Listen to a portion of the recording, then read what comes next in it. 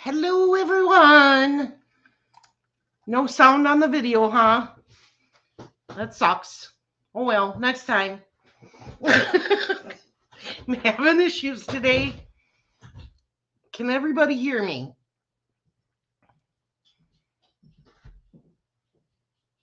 Just wait and see if everyone can hear me.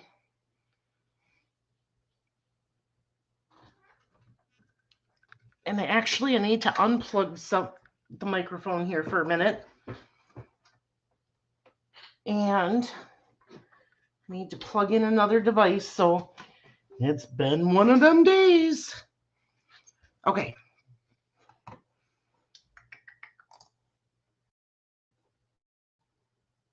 I just need to bring something up here. So my computer was full of information, so I had to get a external drive to put everything on, and I forgot that all of my notes for today are on that external drive.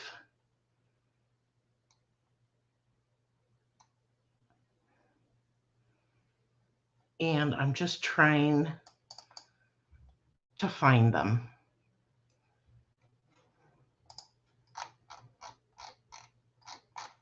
And that is not what I'm looking for.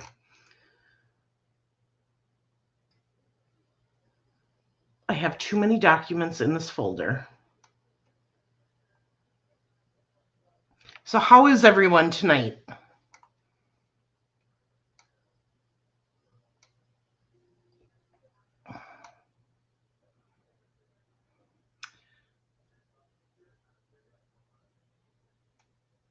I'm like, where is it at?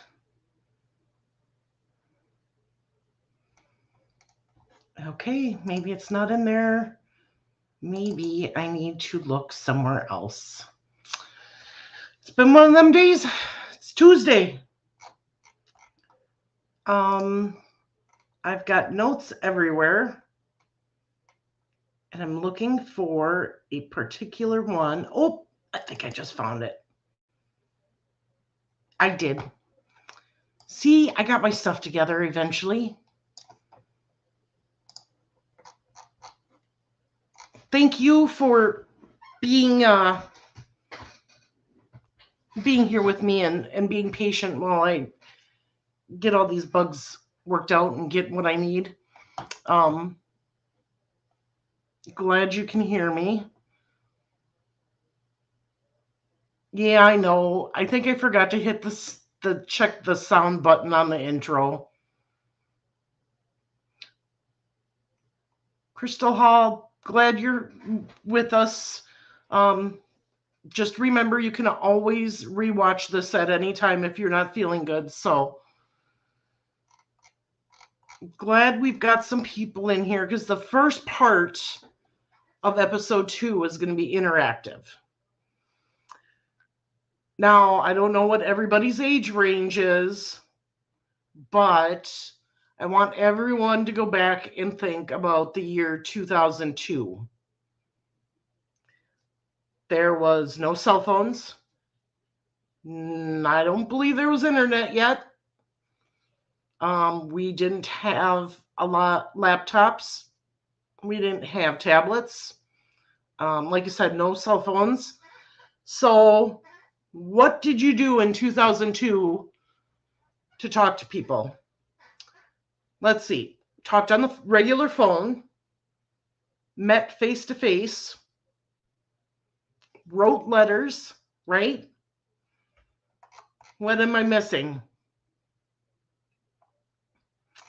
As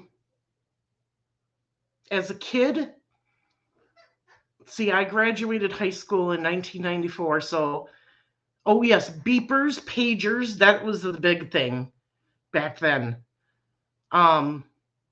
Depending on where you're from, some called them beepers, some called them pagers.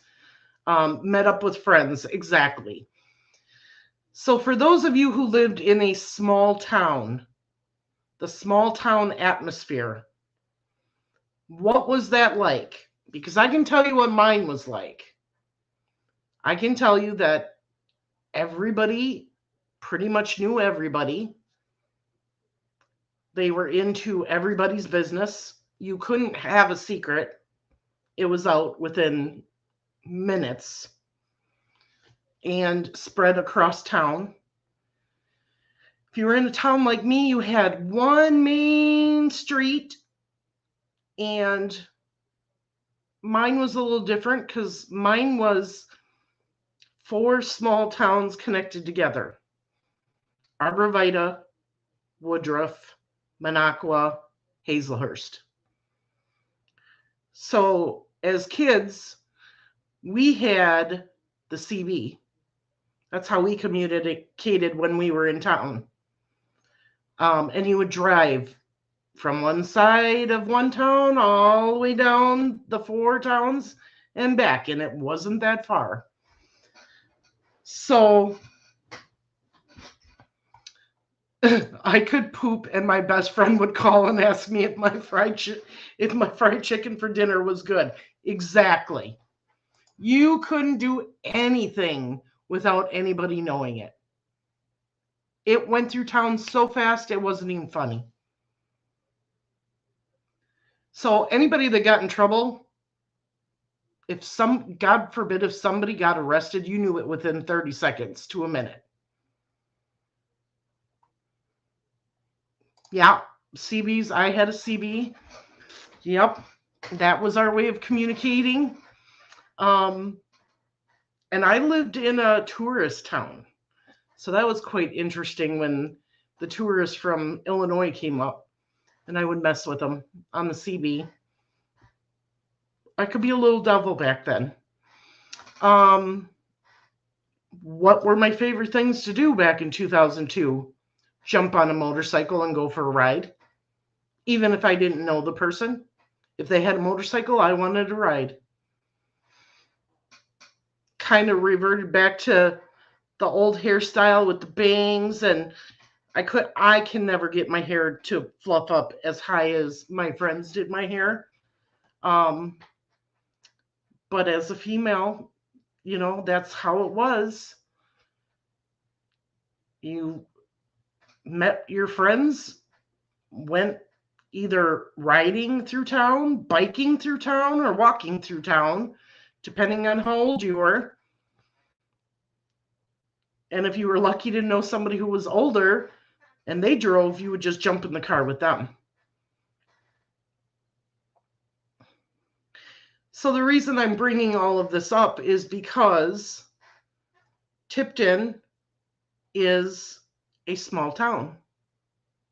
Tipton, Indiana. So as of the census of 2000, there were 5,251 people in Tipton. There was 2,239 households and 1,415 families residing in the city.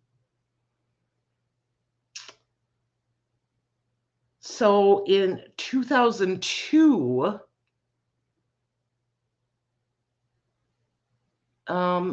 it didn't get a whole lot better. There was 2,239 households, of which 29.4% had children under the age of 18 living with them.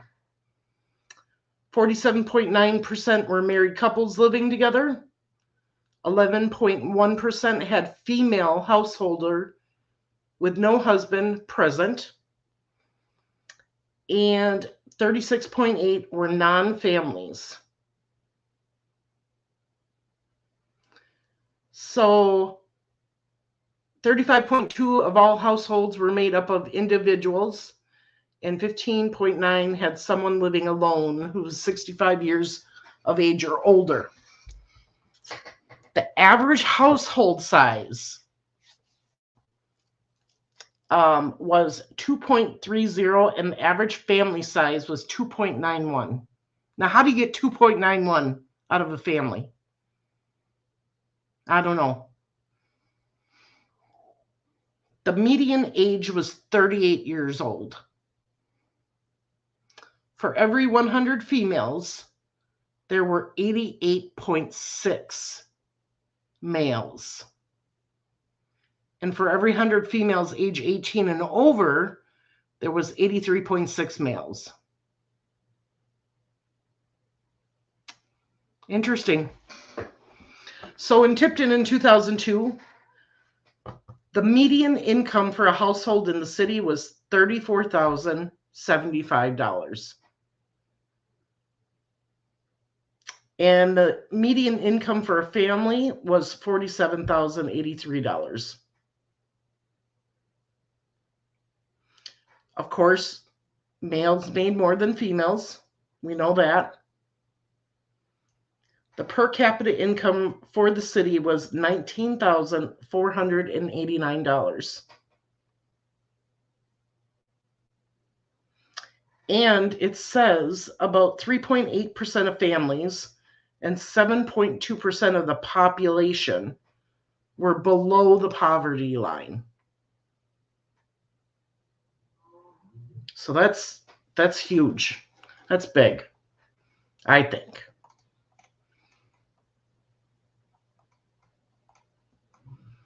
So I wanted to give you a little bit of history about the demographics of Tipton back then. They haven't changed a whole lot. As far as the size, the population is still about the same today. I'm sure the median income and everything is a little bit bigger. I didn't actually pull those stats for today's date, but I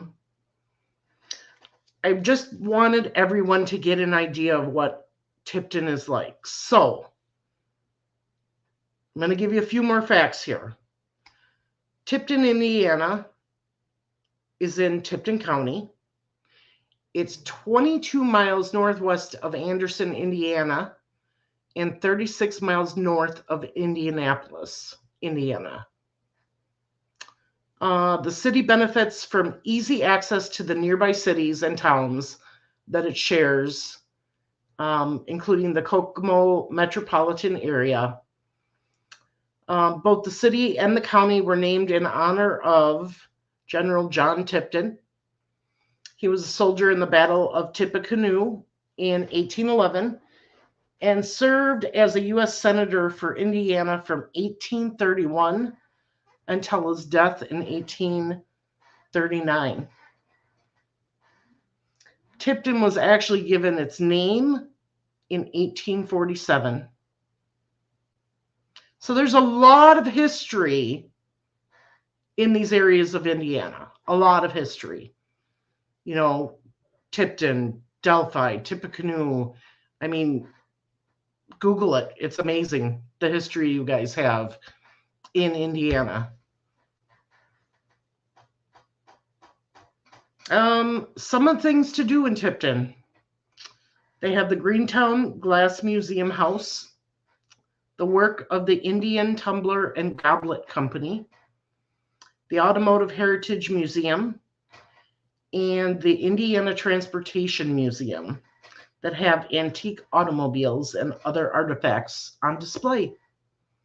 Facebook user says nothing. There's nothing to do in Tipton. You have the 19th century home of Monroe Sieberling, the founder of Diamond Plate Glass Company. And local golfers can enjoy a round at the Tipton Municipal Golf Course. And then, of course, you have the Tipton City Park, where visitors can play basketball, volleyball, hang out.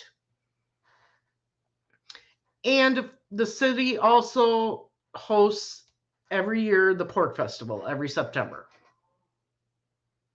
So it's more of, it features more of arts, history, crafts, marketplaces, things like that.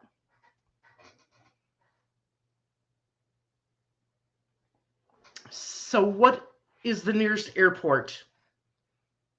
Indianapolis International. Mark says, General Tipton. He was the general who marched the Miami Indians out west. Okay. That's good to know.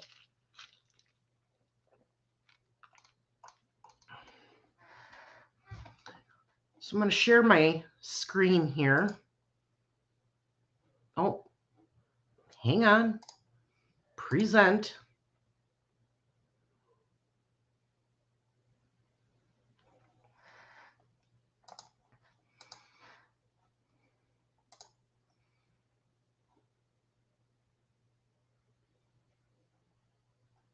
Come on, window. Why aren't you sharing? There we go. Make this a little bit smaller so I can slide it over here. Kokomo has an airport too. Did they have one back in 2002? So the demographics, it's about the same everywhere, I think. Total population, 5,137. Male share of the population is 49.3%. Female share of the population is 50.7%. Senior citizens, 16.6%. Employed population, 16 plus, was 2,432. And the age of the population, 40. And it just continues to give you some other little facts. Percentage of people married. Average household size, 2, that's more like it. Education and earnings. So with population percentage with a bachelor's degree or higher is only 21.9%. Now this is in 2002, don't forget.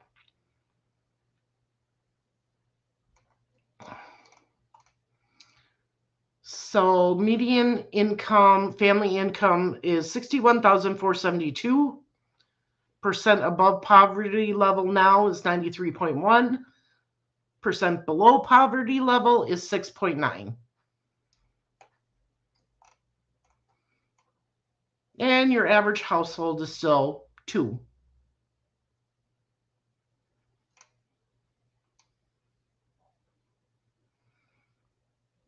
So for those of you from that area, just giving you a little stats here. All right. What is the climate like in Tipton? Well, it's up and down. Temperatures are average daily min and max for the month. January temps, 15 to 32 degrees. I wish we had those. April temps, 36 to 60. July, 61 to 83. October, between 40 to 64. You get an average of 37.1 inches of rain a year. Here's a list of nearby cities and towns with their population. Atlanta, very small one, 890 people. While Elwood has 8,449.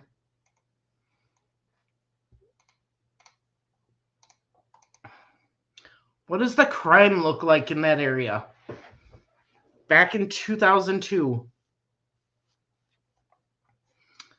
Let's see here. One year, possibly 2000, the Pork Festival had the Electric Amish play the festival. It was, they weren't happy with that, huh? Can't please everyone every year. That's for sure. So your crime looked like forcible rape, 100%.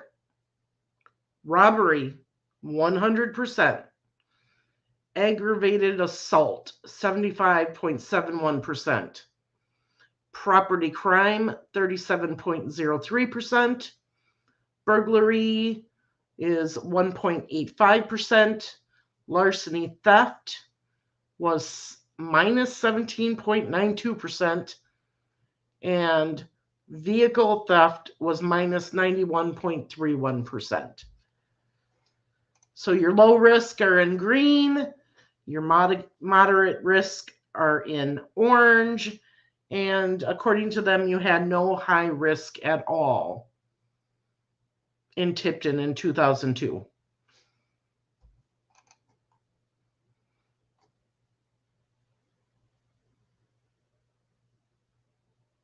Oh, this is the graph is based on the national average score of 1,000 or 100%.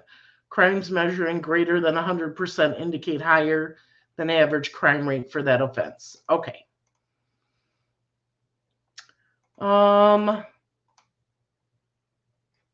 Here is a graph that we found that tells you about Tipton, tells you about Indiana, and then national. So violent crime, 94. Murder. Now this is 2002. Murder, 19.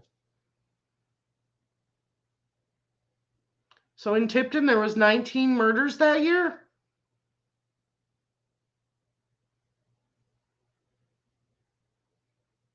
Aggravated, 75.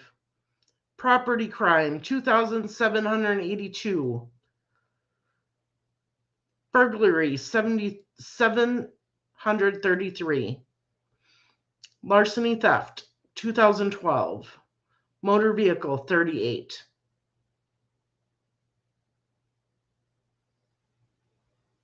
It's up to 2002? Okay.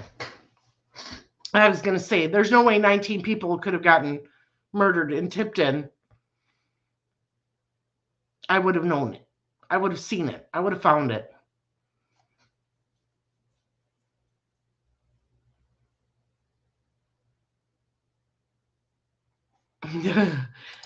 And here we go. And she's right, because high-risk crimes are covered up.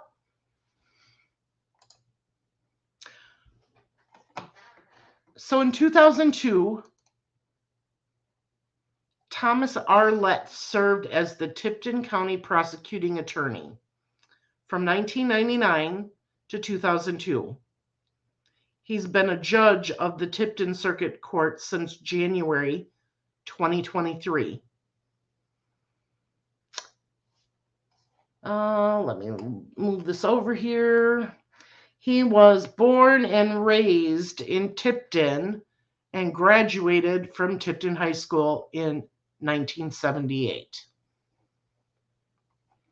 So in October 2002, when Tabitha was unalived, Thomas Lett was the prosecutor. In January of 2003, he became the judge.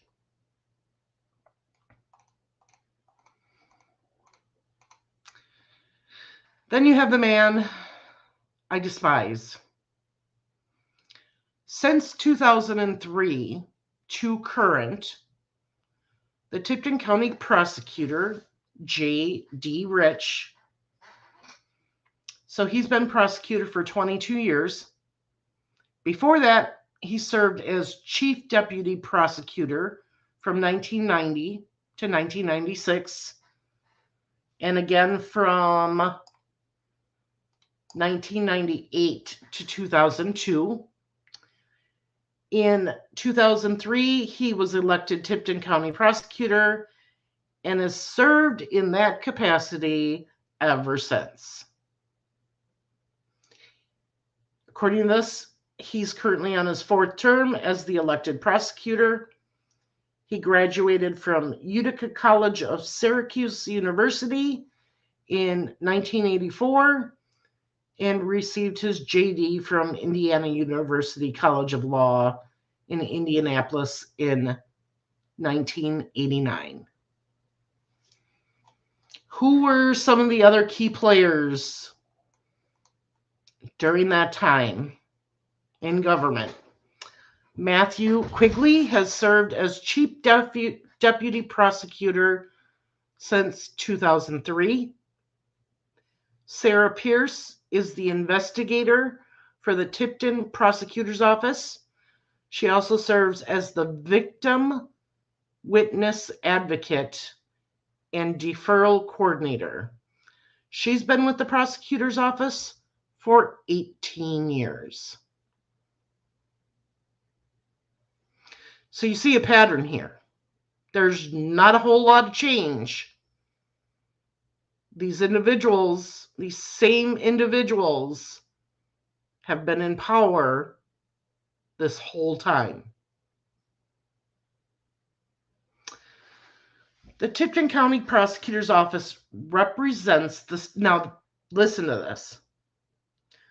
The Tipton County Prosecutor's Office represents the state of Indiana in all felony and misdemeanor criminal prosecutions resulting from crimes committed within Tipton County.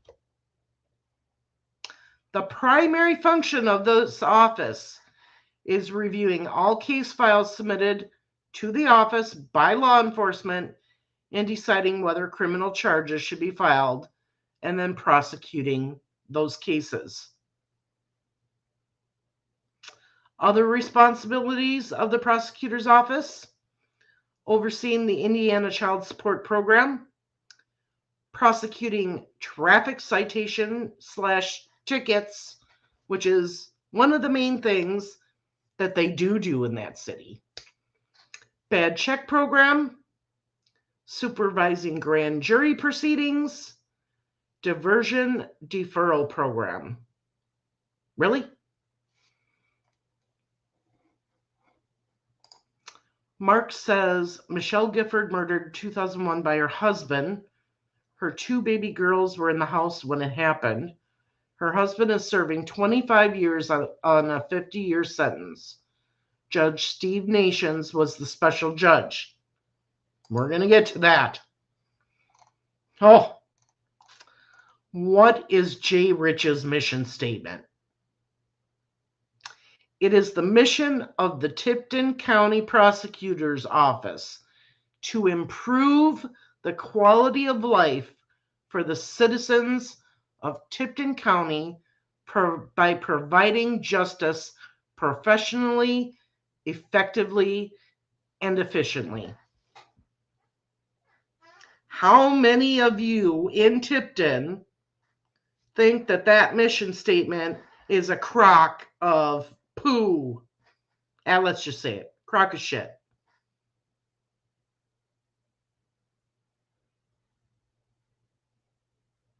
Anybody?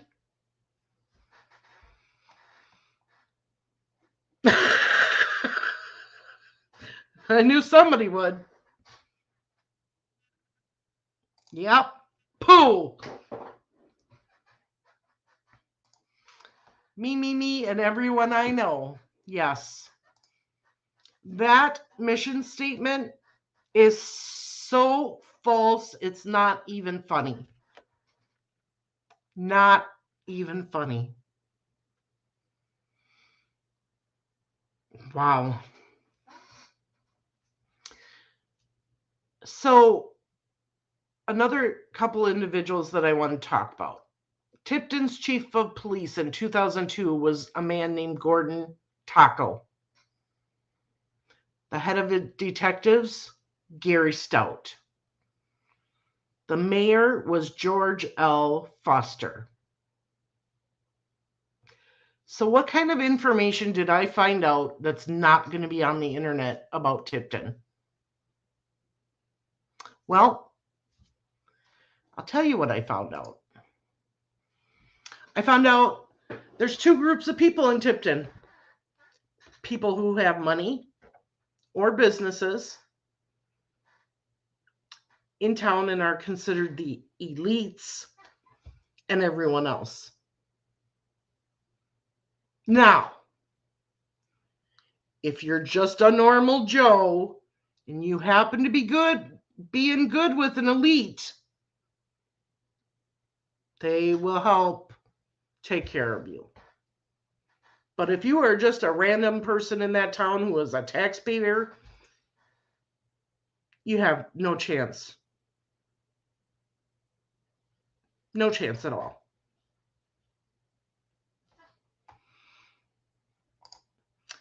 Remember, Rich's favorite excuse is his office is too small to try murder cases. That's why he ships them to other counties. Exactly. And we're going to get more into that. Wasn't given victims assistance to the taxes, Calvert's Shuck Raines. You're right. She's been there 18 years. Where was she during that time? Exactly, Vid. In Tipton, you're either something or somebody important, or you're nothing. And that sucks. And if you're a nobody and a nothing, you get treated that way.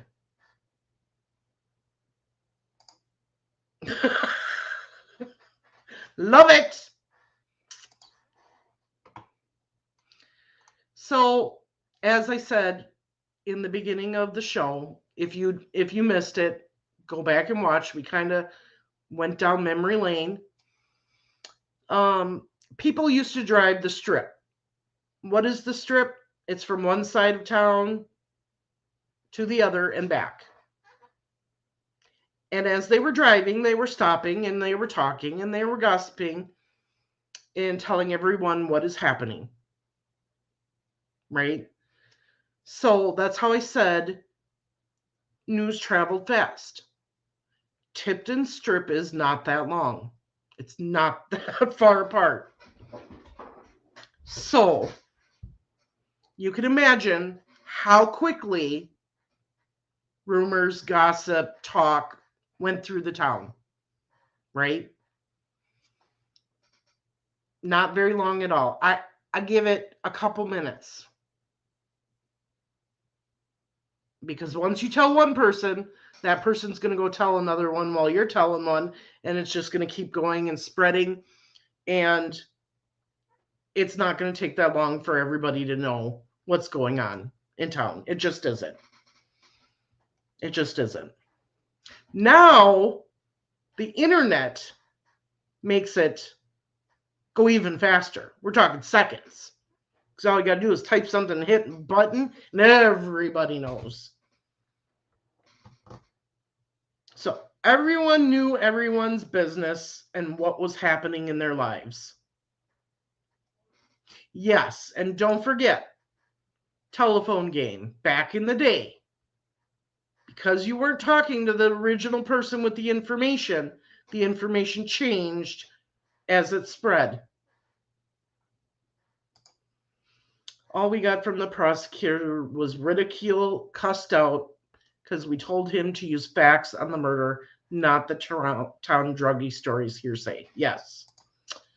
Andrea says, my dad worked for the city as firefighter and was still treated like, you know what, a lot. City workers weren't part of the elite. Exactly. Exactly. So let's talk about the big subject. What in the world was going on in that town as far as drugs in 2002? I can tell you what's going on. Weed, cocaine, meth, pills like Xanax. They ran rampant through that town. Kids, I'm talking kids, teenagers could get them as quickly as anybody else. You know, the adults hung out at the bars drinking and doing drugs, and the kids ran around the town selling and doing the drugs. The elites, they met in groups at places like the Elk, the Moose, the golf course, the Crossing, and from what I've heard, they even had large parties at houses or went camping together to do their drugs. The kids, they just ran around town. They didn't care. And the only time you really got busted for it wasn't very often at all. You know, what we did find out is that all the drugs, or I should say a lot of the drugs, were being stored at an old schoolhouse in Hobbs that became a furniture store. Nice front for that place, right? Right? Who's going to look at a furniture store as a place to store drugs?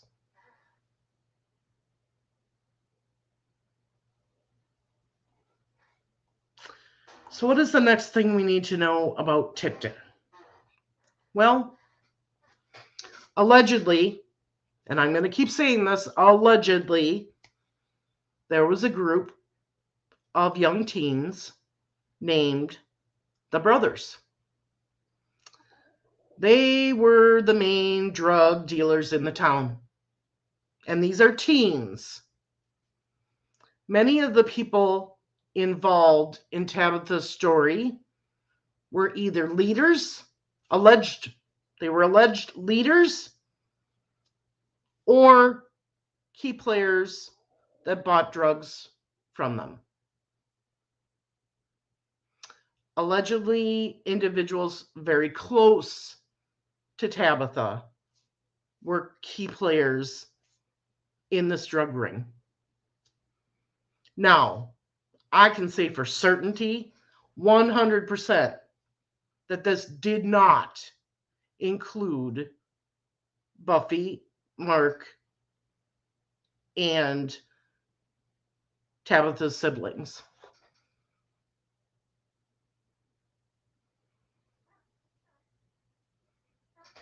But I did say allegedly, individuals very close to Tabitha were key players in this drug ring.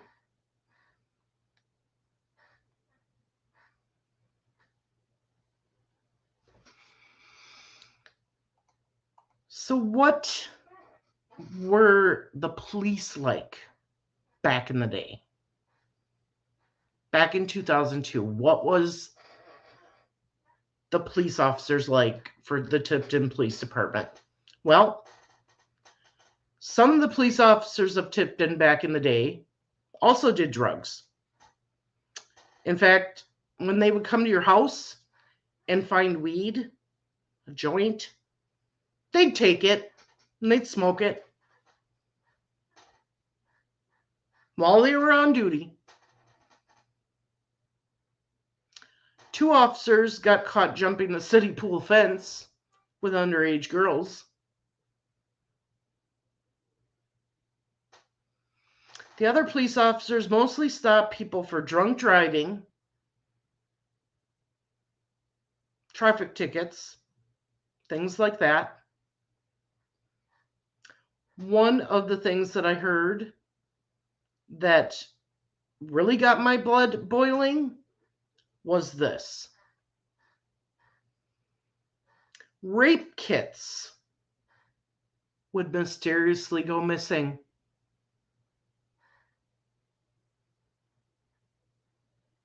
You had women out there that were going to the police department stating they were raped. The rape kits were taken and they would mysteriously disappear.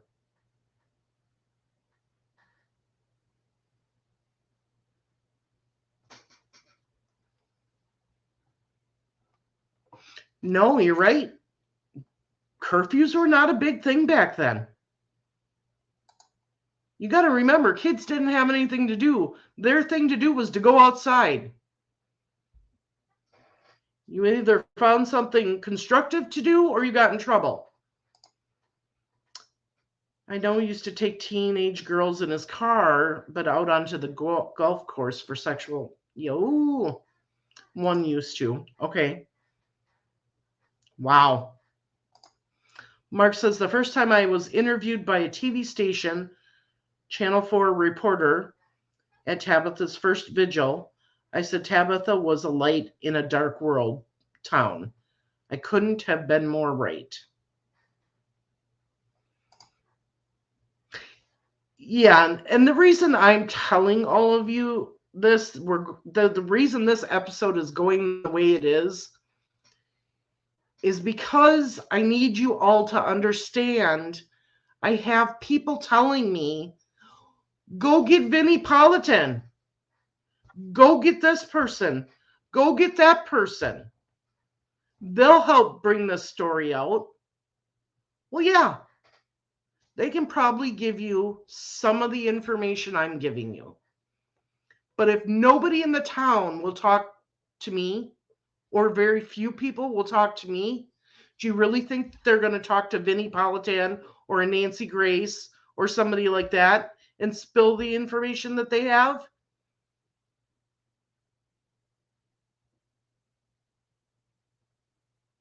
That is a big point of this episode, is to make you understand what the people in this town go through and why they won't open up and tell you what they know.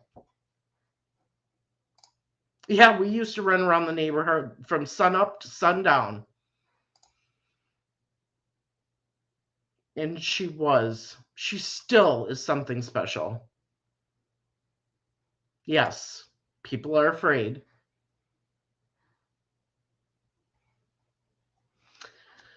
So back to the police.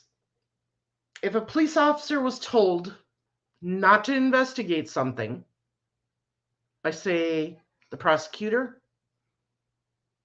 or somebody else that was higher up than themselves, their hands were tied. They wouldn't look into it because they were told not to.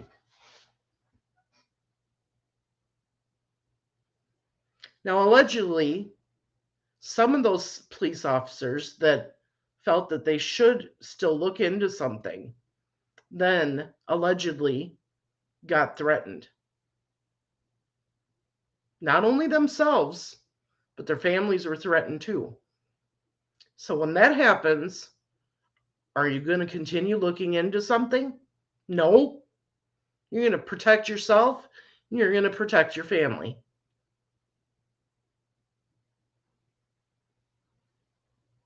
You know, they wanted to do the right thing, but their hands were tied. They were told to leave it alone, and if they didn't, they got allegedly threatened. And in the end, the people got what the elites got what they wanted, and you didn't look into it anymore.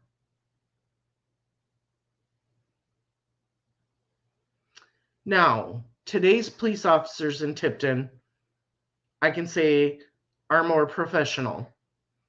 I'm told that these things do not happen today.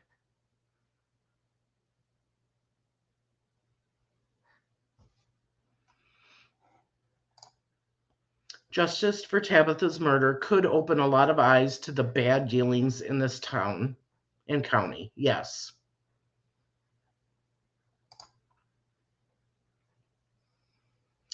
So when I tell you these people are afraid, this next part it's going to help hopefully explain why they're afraid to talk and why they have no faith that anything will ever be done. In the past 20 years, there have been murders, sexual assaults, and other major crimes. These crimes have either been buried, not prosecuted at all, or pled down to lower charges, or transferred to another county so they don't go on Jay Rich's record.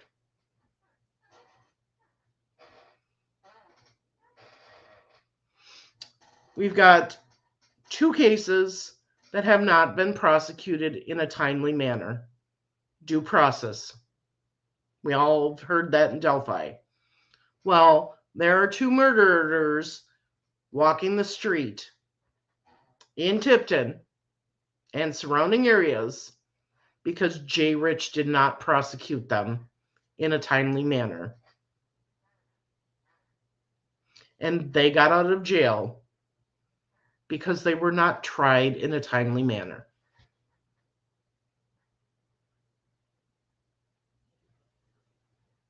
Now, what is J. Rich's excuse? Well, on one of them, he said, well, we had a deal. We had a deal.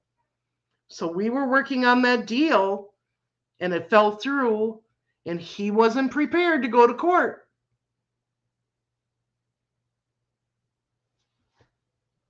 Still isn't prepared to go to court on them because they still haven't gone to court.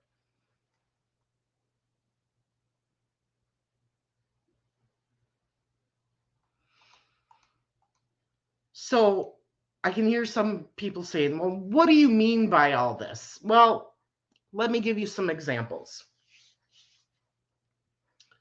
The Jessica Moss case. It occurred in 2017. It has not been to trial yet.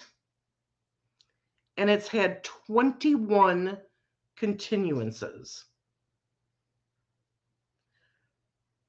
Her charges, now this woman was charged for unsafe sleeping position of Connor Chubby Collins, who was 2 months old. This individual did not have a daycare license. Okay. She put the baby down for a nap in a bassinet in a sunroom on his stomach, and he died while he was in the bassinet. Allegedly, she had 11 kids at her house that she was watching that day. Now, Jessica's dad used to own the liquor store in town. I believe he doesn't anymore, but he used to. This is from 2017, where a 2-month-old baby died due to neglect. And this individual still has not been to trial. And there have been 21 continuations. That is ridiculous.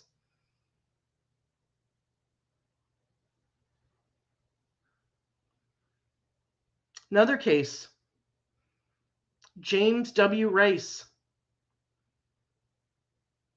He unalived 4-year-old Dylan Cast, who had severe internal injuries and a severed spinal cord. J. Rich gave him a plea for felony battery causing death, and charges for reckless homicide and felony neglect were dismissed. Luckily, whoever the judge was sentenced him to 50 years. But he should have gotten a whole lot more. And the charges should have been felony charges.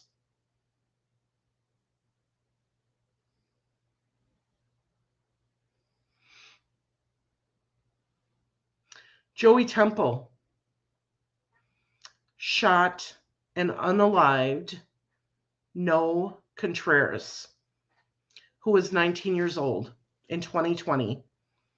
And due to a lack of speedy trial and change of a plea, he was released after 22 months. There have been 2 continuances, and the final pretrial is set for November of 2023, and the jury trial is set for November 28th, 2023. However, he remains free and is not incarcerated at this time.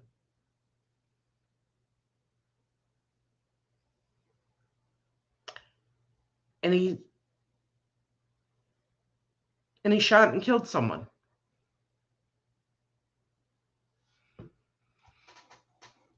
Lori Clayton says, "Welcome to our justice system." Yep. I got 2 more examples here for you. Morris Moody was shot and unalived when 3 individuals shot and alived him while trying to rob him of his money and his cocaine. Ethan Pennington was sentenced to 30 years. Michael Shane Bramley was sentenced to 55 years. And Jason Roger Bush sentenced to 55 years.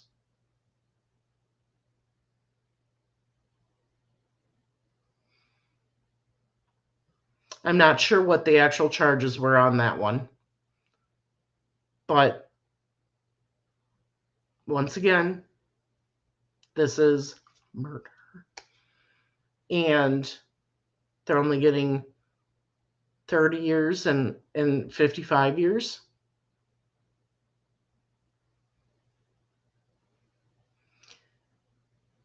Besides Tabitha's situation, this next one is the next one really pisses me off. Shane Jackson died of an overdose when morphine patches were put on him by an individual. So an individual put multiple morphine patches on his back. And it wasn't just him either. There were other young men that this happened to that ended up in the hospital. But they didn't die from it. They survived. But Shane, he didn't survive. This was right after Tabitha's death. Allegedly, Leroy Bush, father of Drew Bush from the Tabitha case, is the individual who allegedly put the morphine patches on Shane Jackson's back.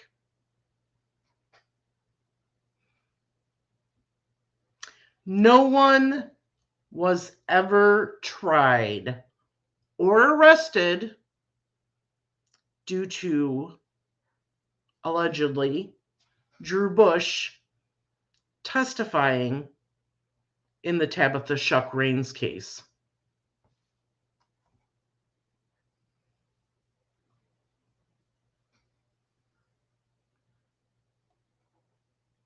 Yes, you heard me right. The young man who says that he sat in the pavilion that night on October 2nd and saw Tabitha walking over the footbridge, said hello to her, that man's father.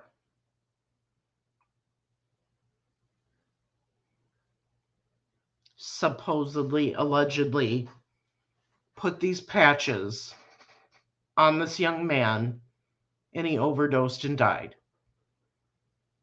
And no one was arrested or charged because his son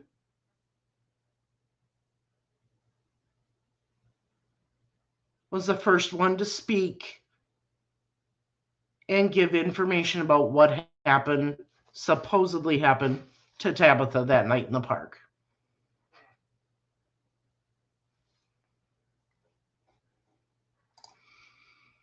Mark says, we had new information come forward in February 2009. We confronted the county sheriff, Frank Fitch, and nothing was done with it. There were numerous people at the house Morris was at and were allowed to leave before he was unalived. Andrew Bush claims the patches came from Shane's grandma. That's a lie. Yes, that story, Shane Jackson's story, it is connected to Tabitha's. Facebook user said, made up story. He got those patches from Leroy Bush, his dad. He even claimed he wasn't there when Shane died. Yep.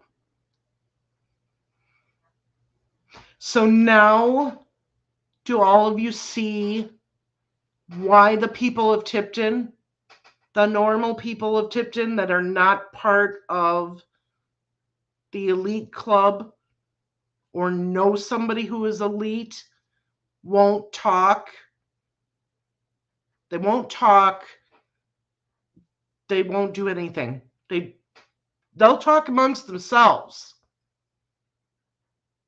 but they will not talk to anybody else.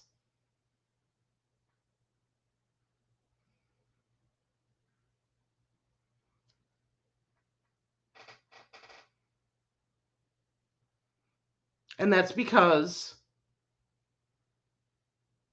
your people who are in power today have been in power for the past 20 years.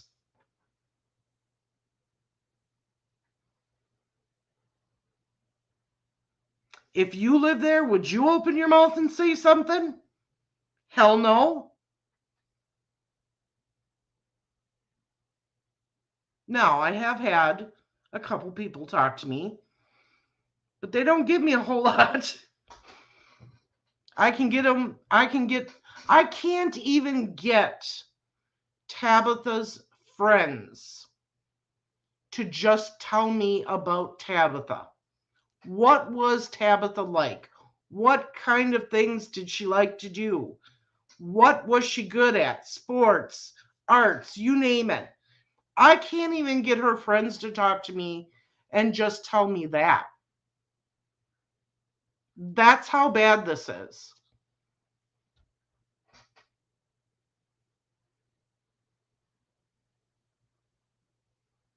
And I want to stress that to people, the people that are out there saying, well, you should get this person on the case and you should get that person on the case. Why? If they won't talk to me, what makes you think? And if they haven't talked in 20 years, what makes you think they're going to talk to them?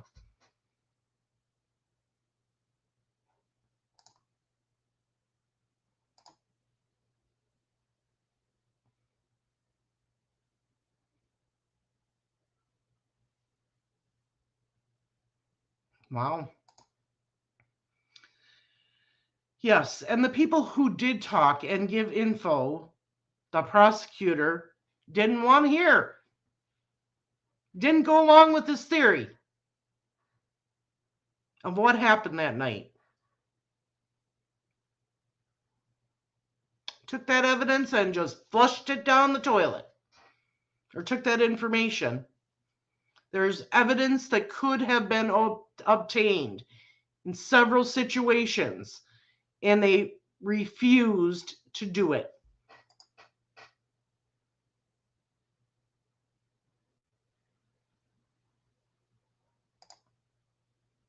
She was a hell of a singer. We sang Amazing Grace in the school talent show in middle school. Oh, thank you so much for sharing that with me.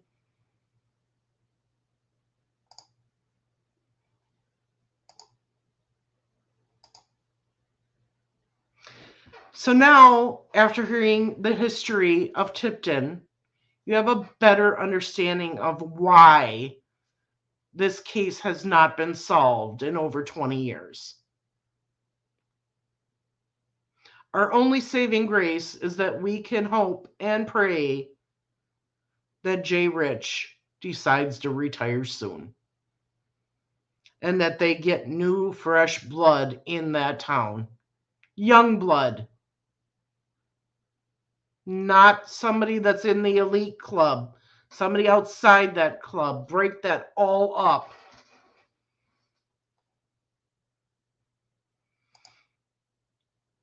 Witness statements is missing. Someone saw a group of people and went and made a statement, but it disappeared. Yep.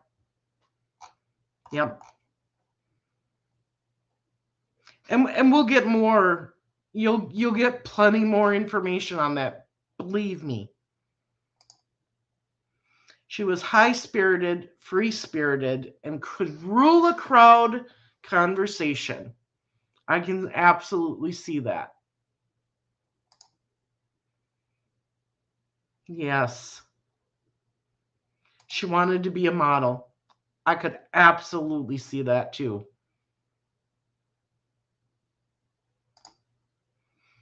I agree. I absolutely agree with you. And how that has not happened in all these years, I'll never know. I will never know. She was a model, couldn't tell her nothing. Knew what she wanted and was headstrong. That's what I've heard. Yes.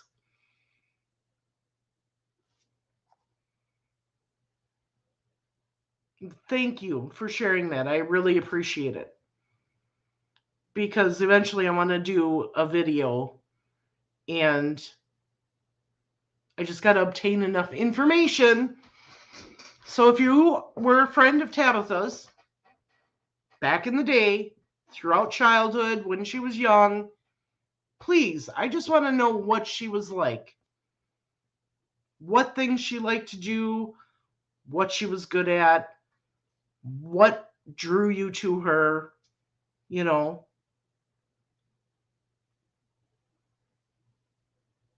That type of thing.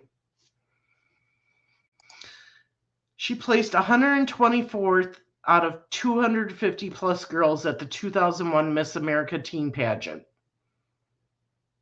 Wow. Yes, I've heard this from a few people. Tabitha was so forgiving. She loved and cared for the lost souls. She believed everyone could be saved no matter their wrongdoings. And she always believed in giving people second chances. Yeah. And that's why when Mark talks about a light in a dark world, she was one of these beautiful, compassionate, loving human beings.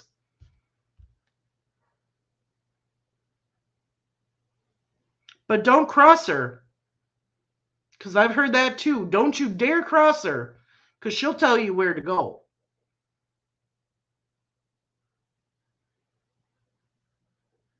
And then turn around and forgive you.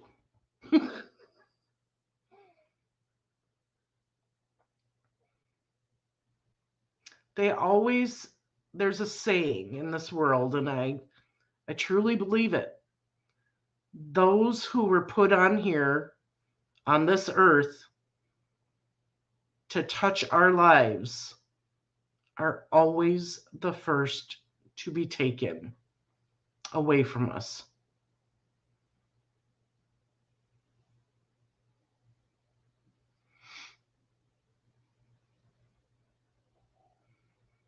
What is the reason for that? Why are these people the ones that are taken?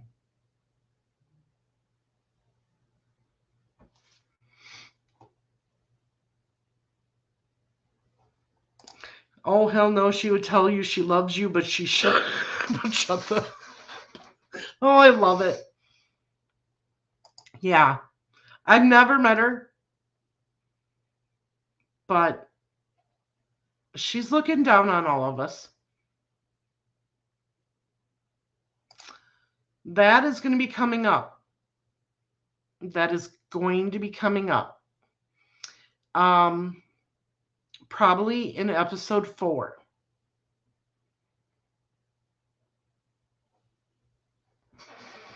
So just bear with me, everybody. I said I'm rebooting this. We're telling a story. We started with Josh and his book and, how that all came about. Tonight, we're talking about Tipton and what it was like back then and, how things worked and what Tabitha was like. She visits and she's a practical joker in her afterlife. I can believe it. And she does visit. I can honestly say that she has the strongest spirit that I have ever felt. And I know when it's her.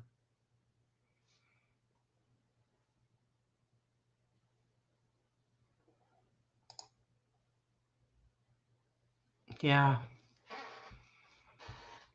One of a kind, special, had a light about her, saw the good in everyone, even when she knew you were doing bad things.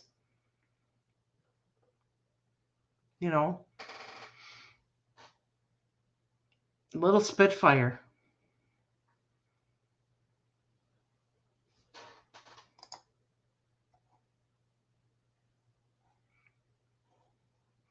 Well, I want to thank you all for those of you who have joined us tonight, and for those of you who will be watching on the replay. If I forgot anything going down memory lane and you want to remind me about it, put it in the comments below. If you have a thought, story on Tabitha, you can put it in the comments below the video, or you can go to the Justice for Tabitha Facebook group and you can post anonymously. I'm not using anybody's names in the videos unless they absolutely say go ahead, or I want my name used. So you don't have to worry about that. There are so many times throughout my life since she was taken that I sure could have used the friend she was to me. Exactly. And I hear that a lot, how people miss her and how they miss her advice and the way that she would pick them up when they were down or just be there. Yeah, or any tips and information regarding her case.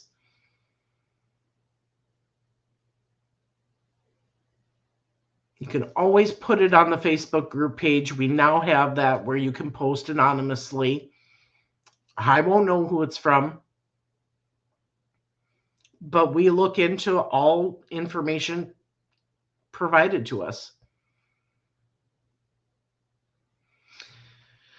So tonight was kind of a fun night in the beginning, going down memory lane. Got into some heavier stuff with some examples of why the people don't trust the powers in Tipton. Episode 3, look out. Episode 3 is going to be, what is Andrew Bush and Kyle Neff's story of what happened that night in the park.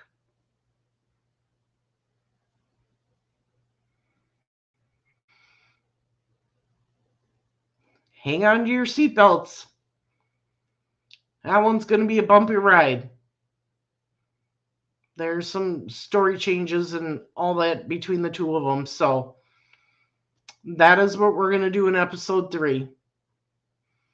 that will tell you what their version is of what happened that night.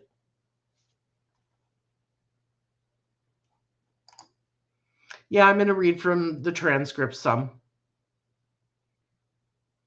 That's the best way to tell their story of what happened that night. So yeah, we'll get back into reading from the transcripts.